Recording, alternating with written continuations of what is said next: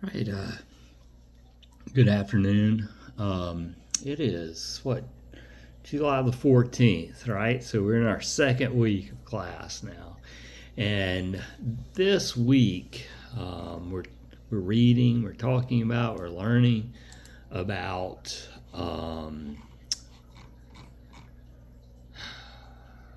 marijuana, LSD, and what the author calls club drugs, which I think is really a horrible name, but we'll get to that in a second, right?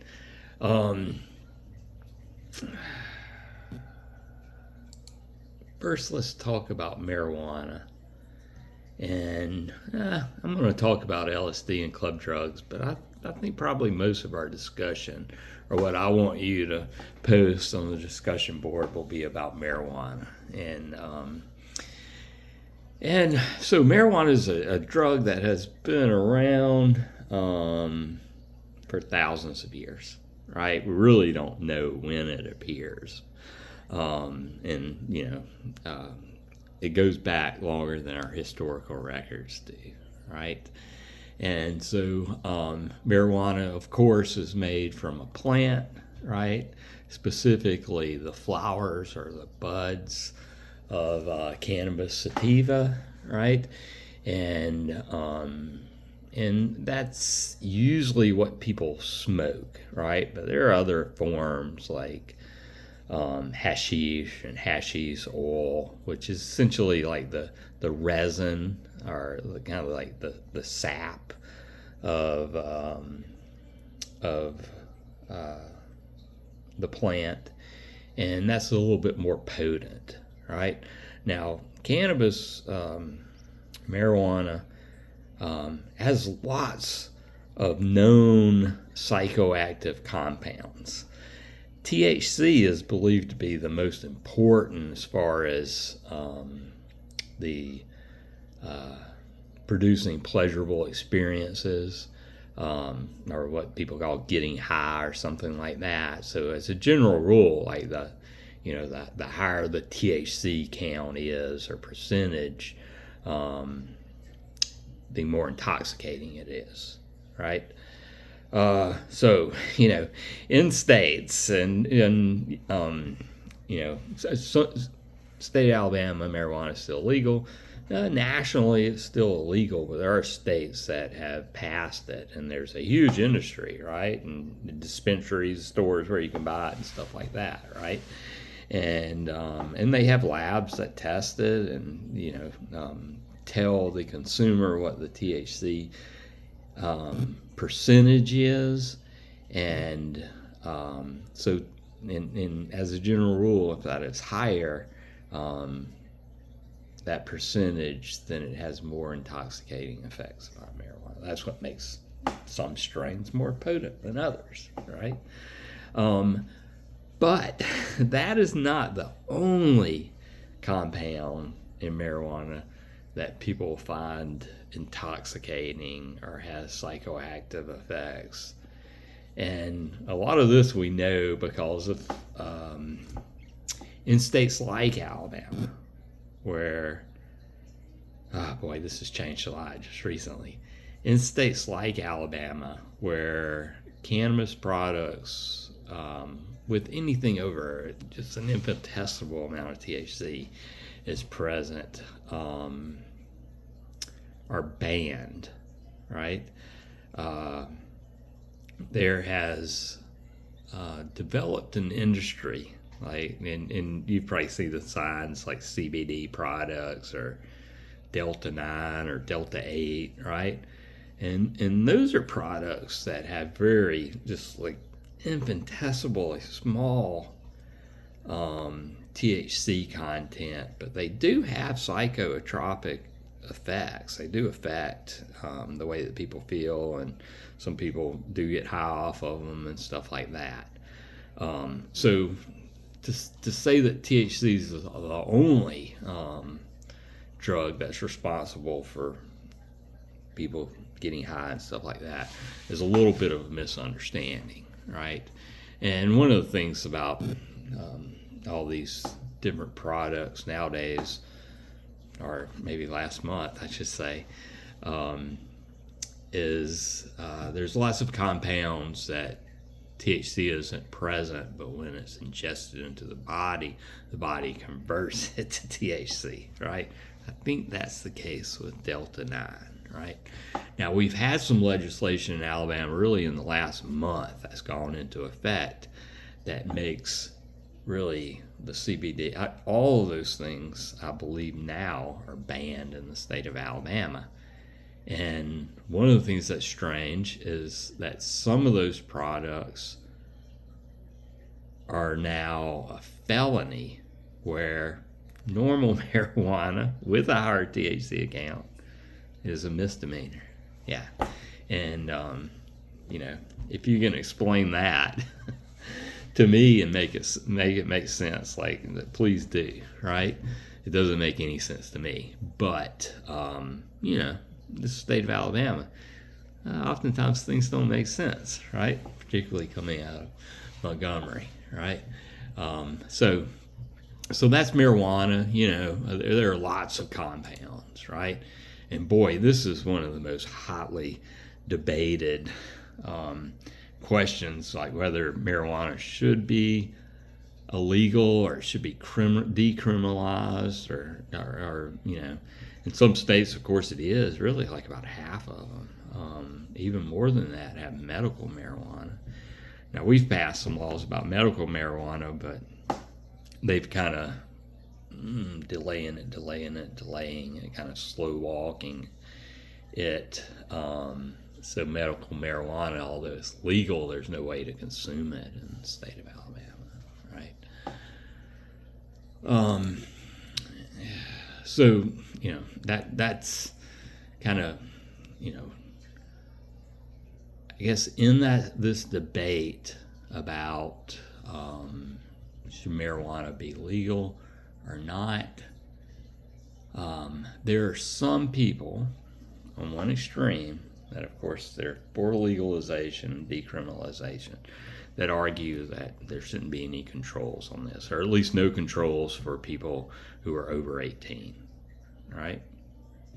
And they see this drug as relatively harmless, certainly more harmless than alcohol and cigarettes and stuff like that. And there's perhaps a argument to be made. And then on the other side, people who believe that it should remain illegal or illicit,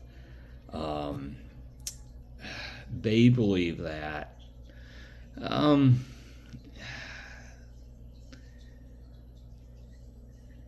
there are some effects, right? Marijuana is not a completely benign drug, right?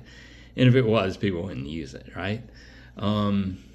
It does do some harm, but maybe not as much harm as those people that want to continue to ban the substance will argue, right? I suppose I'm somewhere in the middle, right?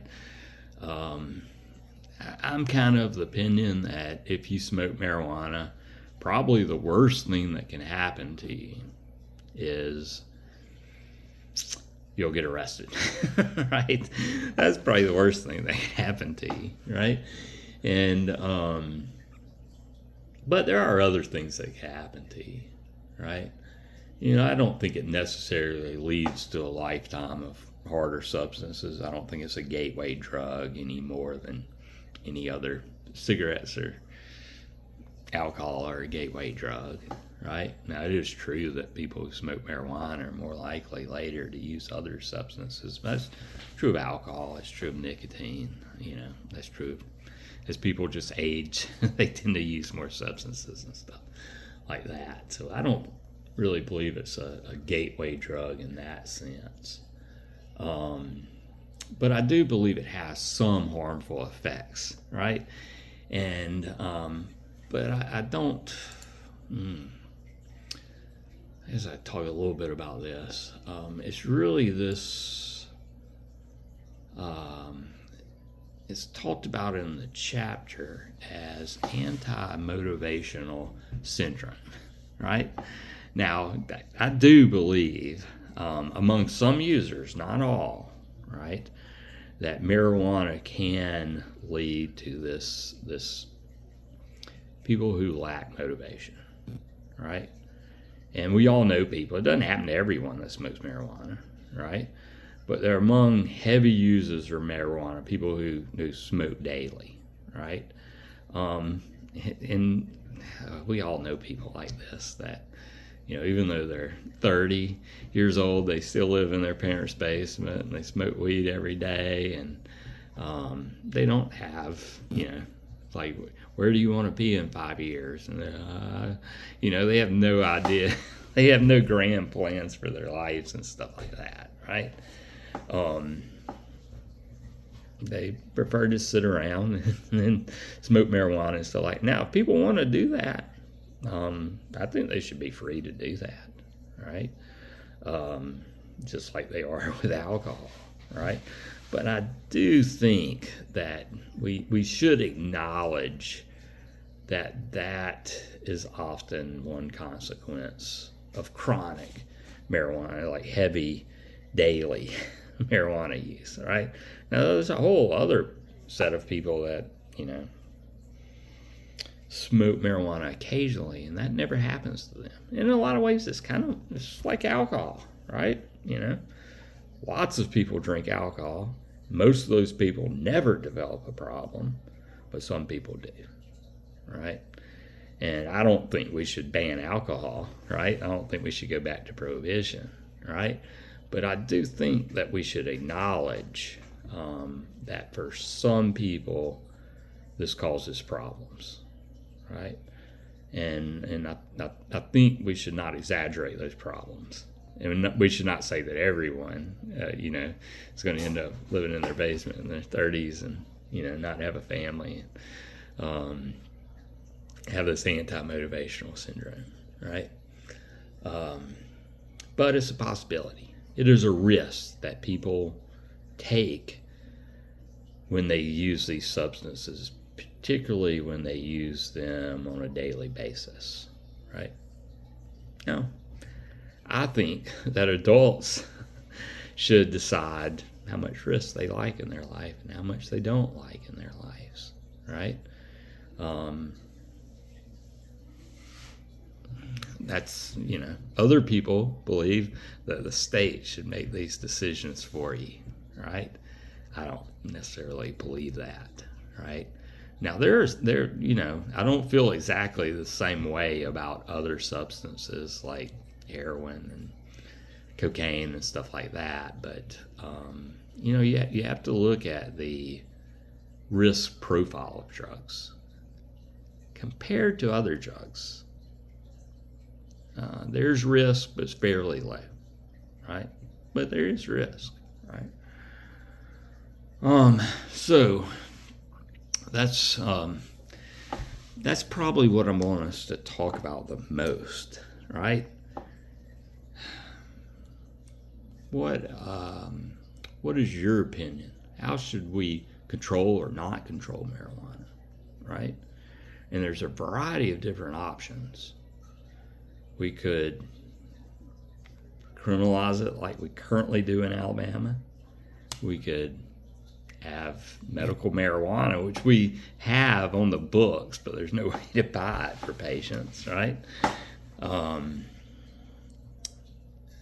Or should we do something similar to what's happened in Colorado, California, where as long as you're an adult and you can show an ID to someone, you should be able to buy it, possess it, use it, as long as you're not using it while you're driving down the road or something like that, right?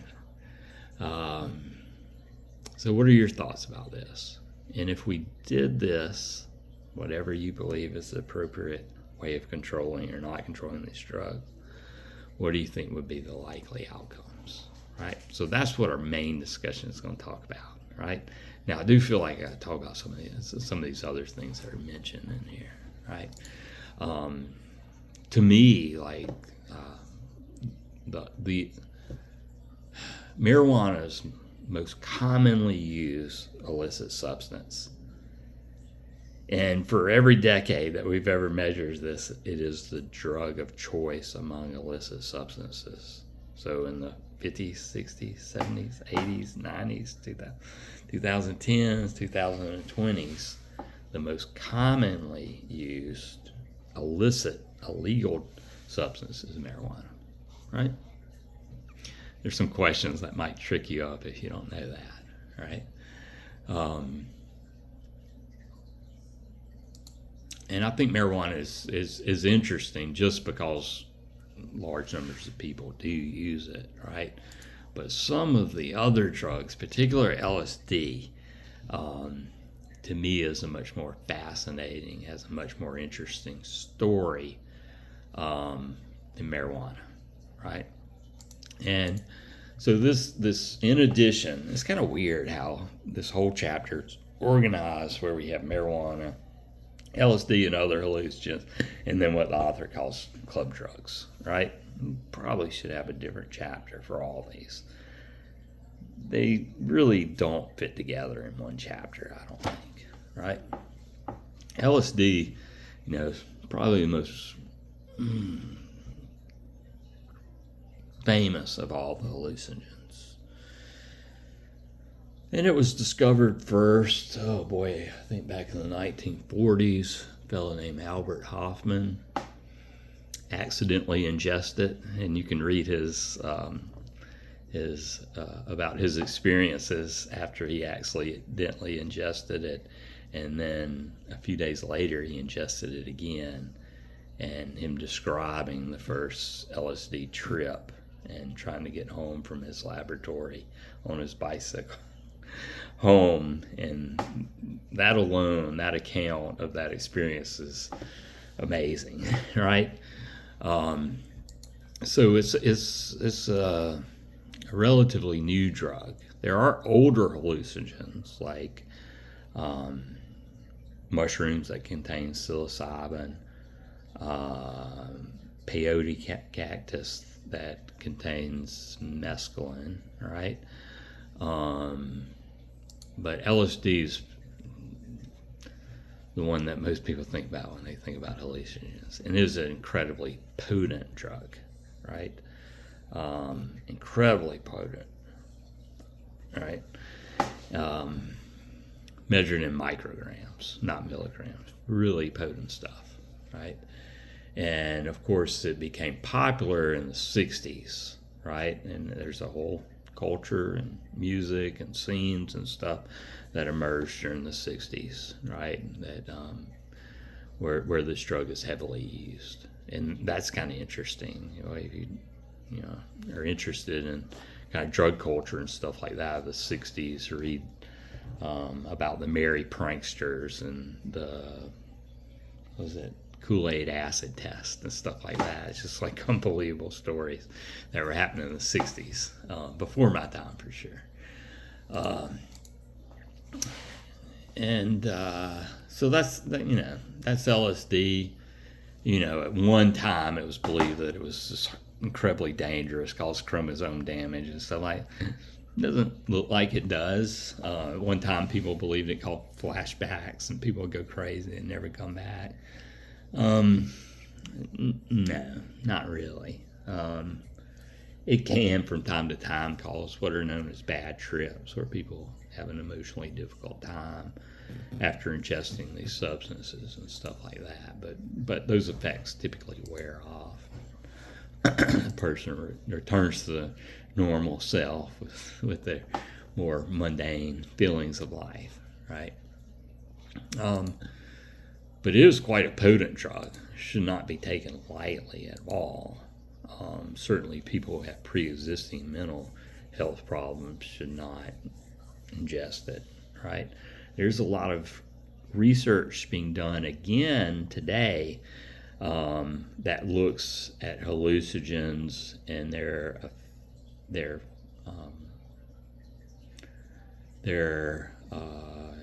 usefulness to treat mental health problems, like to treat addiction, to treat depression, to treat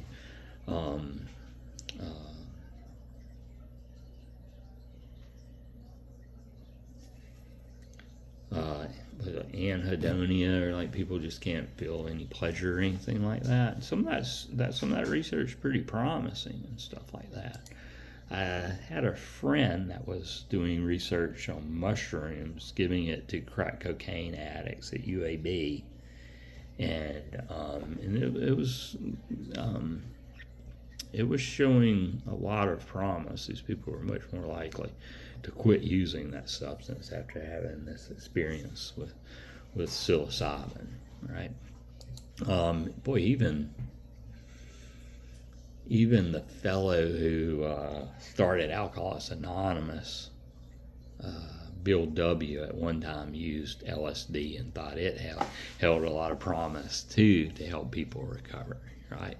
And there are other drugs, I'm not sure. Ibogaine is another one that's often used to treat addiction. There's a lot of these drugs now. One of the things, because we're in this kind of synthetic era, is like all over the world, people are producing all these different hallucinogens and analogs of these other things, and there's just been an explosion. All right, so that's LSD and hallucinogens. Let me say a few things about this last one, about club drugs, right? It's a horrible name, right? I mean, these drugs that they're talking about, they get this name because they're often used at like raves and dance clubs and stuff like that. So they're not similar drugs. They don't have similar effects upon people. They just happen to be popular in this particular drug scene that emerges kind of in the 90s, right? I used to have a roommate that would go to these raves and stuff all over the place, and sometimes his friends would come home with him, and they would be out of their mind, right? I was in graduate school, and I was not attending the raves and stuff like that.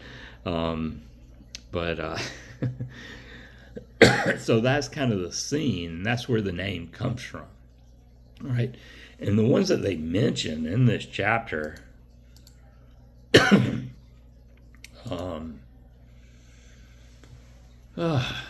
ecstasy, GHB, ketamine, Rohypnol. These are all sorts of different drugs, right? I mean, ecstasy, we talked about it being its own class, right? GHB is a sedative, right? It has effects really similar to alcohol, right? Ketamine, a dissociative. Rohypnol, right, or roofies, you might know it by, is a benzodiazepine. It's a depressant, right? It's like a sleeping pill or anti-anxiety pill, right? So these things don't have similar effects. They're not similar classes or anything like that, right? So they just kind of get thrown together in this catch-all category called club drugs. And there was a lot of concern, just like any drugs or drug scene, things kind of get exaggerated and stuff like that. And so a lot of these drugs, for example, Rufinol, GHB, I imagine those things still exist in drug markets today, but you probably would not encounter people who have used those very often, unless they used them way back in the 90s, right? And in the 90s, if you were in college, you would know people that did Rufinols and certainly ecstasy and GHB. I'm not sure that you would find a whole lot of people at Montevallo that continue to use GHB and Rufinol. But I might be wrong, right? I'm far removed from what kids in their drug use at Montevallo, right? All right, so it's a horrible category. It's just kind of a catch-all. They don't fit anywhere else, so they kind of threw them all together and called them club drugs and stuck them at the end of this chapter. All right, So most of what we're going to focus upon in the discussion is on marijuana, right? And I want you to tell me, like, should we stay the course? Marijuana should be just as illegal as it always has been in Alabama? Or should we decriminalize marijuana, right? Or maybe we should just remove all laws, right? Tell me what you think, and why do you think that? And that's the state of Alabama. Then talk about what the federal government should do, because federal government is still a Schedule I substance, right? And usually the federal government, their laws supersede state, and technically they still do, but it kind of depends who's in office, because in the past, attorney generals, mostly for Democratic, but some Republicans too, will say, if you have this law that decriminalizes marijuana, we won't go in there and arrest people. George W. Bush did go in and arrest people in some of those states, but I don't think any other Republican has since then, right? Federal law is supposed to supersede state law, right? But things kind of get backwards a little bit with marijuana laws. And that's just kind of an agreement by the federal that we won't meddle too much in state when it comes to marijuana laws. All right. And then, so again, tell me what you think the state of Alabama should do, right, in regards to marijuana control. Why? Do you think it's harmful, not harmful? How harmful is it, right? And then I want you to make a prediction. 10 years from now, what will marijuana control laws be like in Alabama, and what would they be like in the federally or nationally, right? All right, I'm going to type up all these questions so you don't have to write down every one that I just said. I'll type it up and post it on the discussion board. All right, you guys have a nice day.